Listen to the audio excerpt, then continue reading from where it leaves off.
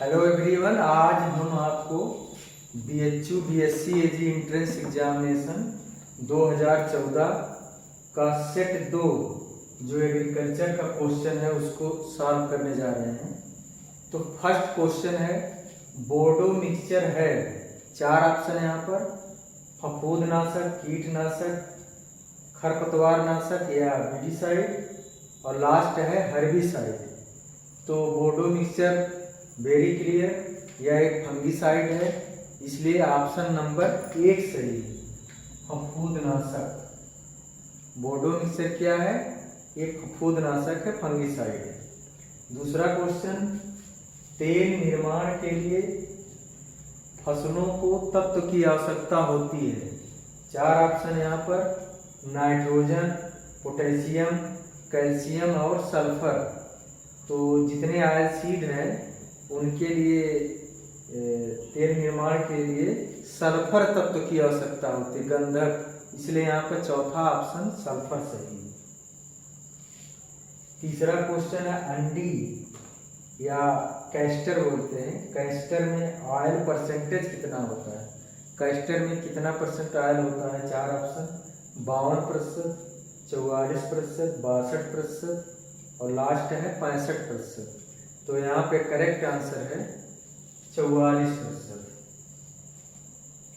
Calcium ammonium nitrate में nitrogen की प्रतिशत मात्रा होती है, कैल्शियम अमोनियम नाइट्रेट ये उर्वरक है, ये न्यूट्रल फर्टिलाइजर बोलते हैं, मैंने इसका रेसिडुअल इफेक्ट जो है न्यूट्रल होता है, इसे किसान खाद के नाम से भी जाना जाता है।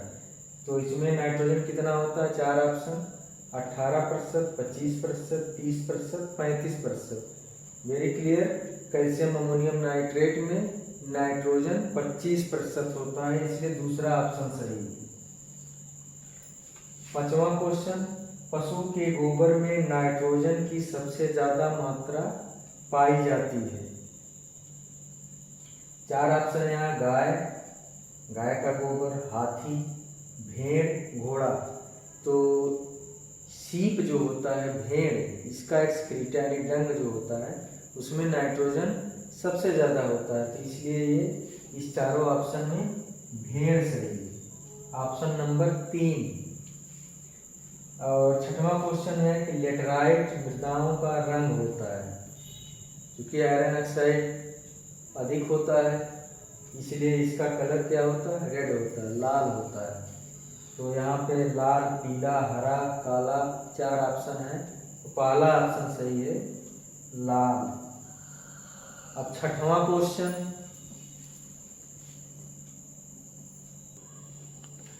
सातवां क्वेश्चन है, निम्नलिखित में से कौन भारतीय कृषि का लक्षण है? यहाँ पे 4 दिया गया है, पहला छिपी बेरोजगारी, दूसरा उच्च उत्पादकता, तीसरा बड़े किसानों की अधिकता और चौथा मानसून का जुआ। तो बड़े किसानों का अधिकता ये गलत है, उच्च उत्पादकता ये भी गलत है, छिपी बेरोजगारी सही है, ये पहला ऑप्शन सही है और चौथा सही है।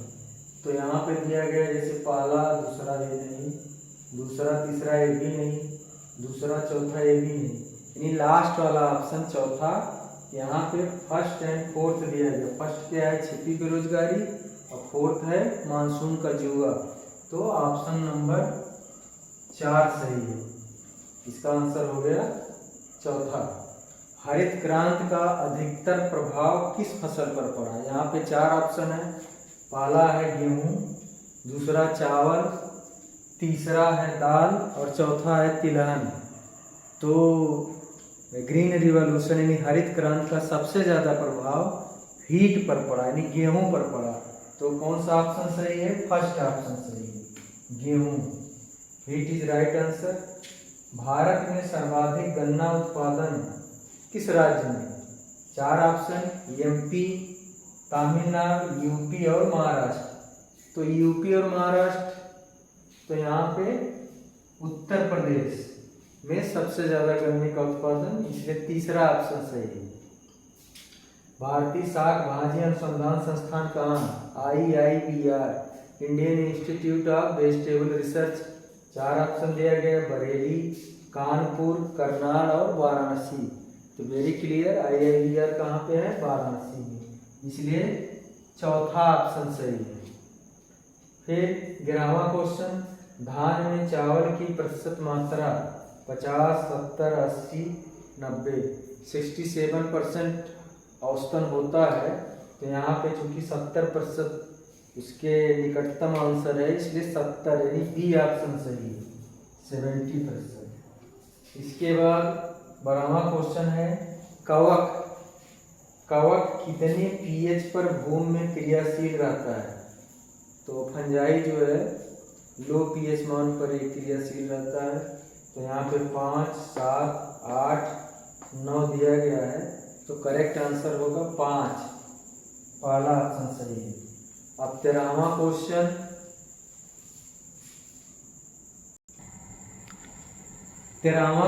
है गेहूं के अंकुरण के लिए उपयुक्त औसत तापमान। यहाँ पे 4 ऑप्शन है, 14 से 16 डिग्री सेल्सियस, 24 से 26 डिग्री सेल्सियस, 30 से 32 डिग्री सेल्सियस तथा 34 से 36 डिग्री सेल्सियस। तो यहाँ पे पहला ऑप्शन 14 से 16 डिग्री सेल्सियस सही है।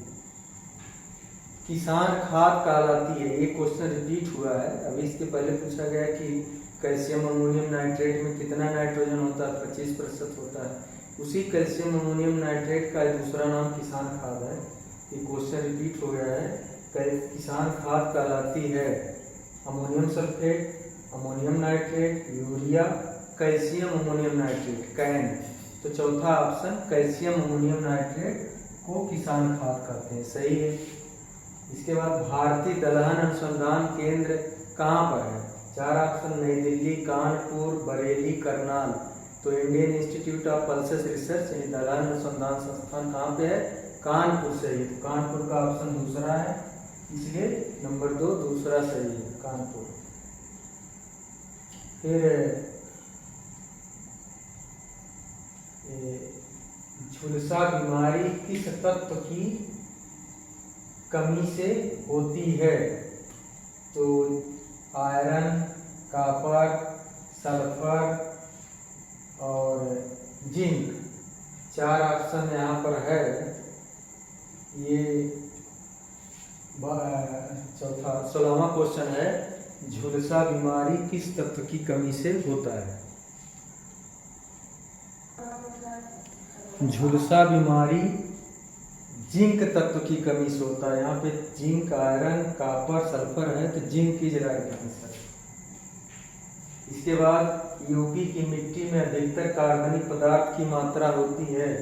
0.1 से 0.3%, 0.3 से 0.5, 0.5 से 0.7 तथा 0.7 से 0.9। तो यहाँ पे चौथा option 0.7 to 0.9 is correct answer. आलू के भंडारण के लिए कोल्ड स्टोरेज का तापमान कितना चाहिए? आलू के भंडारण के लिए कोल्ड स्टोरेज के 4 ऑप्शन है, 10 से 7.5 डिग्री सेल्सियस, 7 से 5.5 डिग्री सेल्सियस तथा 5 से 3.5 डिग्री सेल्सियस। और चौथा ऑप्शन है 1 से 2.5 डिग्री सेल्सियस। तो ये चौथा ऑप्शन 1 to 2.5 ये करेक्ट है। इसके अलावा धान के लिए कौन सा सूक्ष्म तत्व आवश्यक है? वेरी क्लियर, धान में सबसे ज्यादा जिंक तत्व की आवश्यकता होती है। तो यहाँ पे 4 ऑप्शन है सूक्ष्म पोषक तत्व की, जहाँ तक बात, मॉलिब्डेनम, जिंक, कॉपर, बोरान। तो जिंक इज राइट आंसर, इसलिए ऑप्शन नंबर 2 सही है।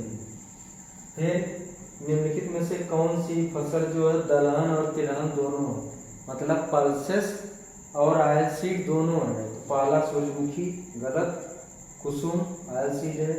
सोयाबीन, चूंकि ये फेबेसी कुल का पौधा है और इसका प्रयोग हम तेल के रूप में ज़्यादा करते हैं, इसलिए soybean is right answer. Soybean दलहन कुल का है, लेकिन इसका जो हम आर्थिक उत्पादन जो है तेल के लिए भी करते हैं, तो सोयाबीन इज करेक्ट आंसर। चौथा सरसों है, सरसों आयल सीड होगा नहीं। अब 21वां क्वेश्चन,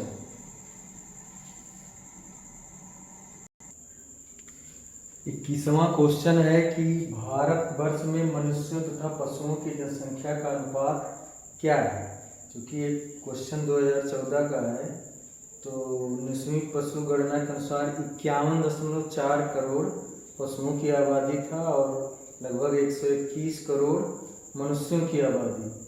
तो इसमें 2:1, 1:2, 1:3, 1:4, मतलब पहला ऑप्शन यहाँ सही है कि 51 यानी 52 करोड़ पशुओं की आबादी और 121 करोड़ मनुष्य की आबादी। तो मनुष्य और पशु का अनुपात पूछा है तो 2:1 यानी फर्स्ट ऑप्शन सही है। दूसरा है रेफ्रिजरेटर में कितने ताप पर बीयर का भंडारण किया जाता है। तो सही टेम्परेचर है कि उसकी ज़्यादा दिन तक उसको रख सकें ट्रांसपोर्ट के लिए रेफ्रिजरेटर में 5 डिग्री सेल्सियस। तो पहला ऑप्शन सही है। मुर्रा भैंस का औसतन दुग्ध काल यानी लैक्टेशन पीरियड मुर्रा बफेलो का कितना होता है। 4 ऑप्शन 260, 300 दिन, 330, 360, लेकिन यहाँ पर 300 दिन सही है। लैक्टेशन पीरियड कितना है 300 दिन, दूसरा ऑप्शन सही है। भारतीय मुर्गियाँ एक वर्ष में कितने अंडे देती हैं लगभग। तो 20, 40, 60, 80, 50-60 अंडे देती हैं देसी मुर्गियाँ। तो यहाँ पे तीसरा ऑप्शन 60 सही है। इसी तरह लास्ट क्वेश्चन आज का 25वां क्वेश्चन, इसमें जो है भारतीय मुर्गियाँ एक वर्ष में कितने अंडे देती हैं। 24वां क्वेश्चन 50 से 60 है, लेकिन यहाँ पे 50 ऑप्शन नहीं है, 60 है, तो इसलिए 60 माना जाएगा। अब नेक्स्ट क्वेश्चन 25वां क्वेश्चन है कि पनीर में वसा की औसत मात्रा 15, 20, 28, 35।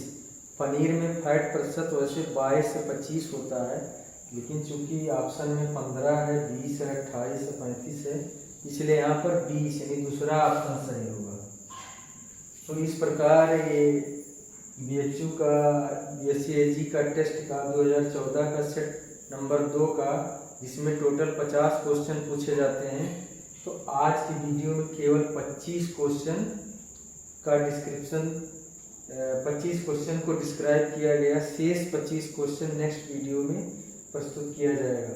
वीडियो को शुरू से लेकर आखिरी तक जरूर देखें, ताकि आने वाले कंपटीशन में, आने वाले परीक्षाओं में इन क्वेश्चन को आप तैयार कर सकें। Thank you.